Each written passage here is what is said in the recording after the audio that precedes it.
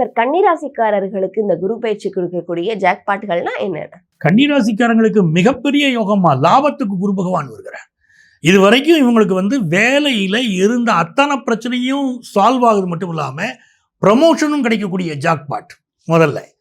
ரெண்டாவது விஷயம், இவர்களுக்கு ஃபேமிலியில் என்னென்ன இஷ்யூஸ் இருந்துச்சோ அது சால்வ் ஆகக்கூடிய ஒரு பெரிய ஜாக்பாட் இவங்களுக்கு அமையுது.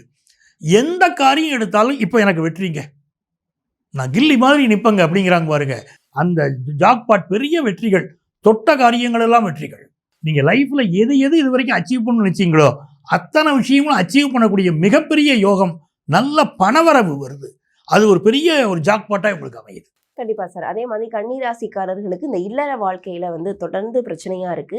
இந்த பிரச்சனை நீங்க வாய்ப்பு இருக்கா? பொதுவாகவே இந்த கன்னிராசி இதெல்லாம் பார்த்தீங்கன்னா கார்னரில் இருக்கிற ராசி. அதாவது மிதுனம், கன்னி, தனுசு, மீனம், இந்த 4 ராசியுமே கார்னர் ராசி. இவங்களுக்கு எல்லாமே மேரிட்டல் லைஃப்பில் ப்ராப்ளம் இருந்துக்கிட்டே இருக்கும்.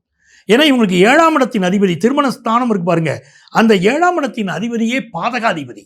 அதனால இவங்களுக்கு அந்த திருமண வாழ்க்கை பிரச்சனை கொடுத்துக்கிட்டே இருக்கும். இப்போ உங்களுக்கு என்னன்னா, அந்த 7ஆம் இடத்தை குரு பகவான் பார்க்க போறார். இது நாள் வரைக்கும் லாஸ்ட் இயர்லாம் பார்த்தீங்கன்னா ஹஸ்பண்ட் ஒய்ஃபுக்குள்ள அடிதடி வராத குறையா இருக்கும். சில இடத்துல அடிதடியே நடந்திருக்கும். புருஷ முன்னாடிக்கு இடையில வா உன்னை வச்சுக்கிறேன், நீ என்ன நினச்சிக்கிட்டு இருக்க மனசுக்குள்ள அப்படி காத்துட்டு இருப்பாங்க. நீ எங்கே சுற்றிலும் வீட்டுக்கு தானையா வரணும், உன்னை கவனிச்சுக்கிறேங்கிற அளவு கோவத்தில் இருந்திருப்பாங்க. இப்போ என்ன ஆகுதுன்னா, ஹஸ்பண்ட் ஒய்ஃபுக்கு இடையில ஒரு நல்ல அந்யோன்யம், சரி பொறுத்து போவோமே அப்படிங்கிற ஒரு நல்ல செய்தி நல்ல சிந்தனையும் அவங்களுக்குள்ள வரப்போகுது. அது மிகப்பெரிய யோகம். கணவன் இதுவரை கல்யாணம் ஆகாமல் இருப்பாங்க பாருங்க, கணவன் மனைவிக்கு கல்யாணம் ஆனவங்களுக்கு பிரச்சனை சால்வ் ஆகுது.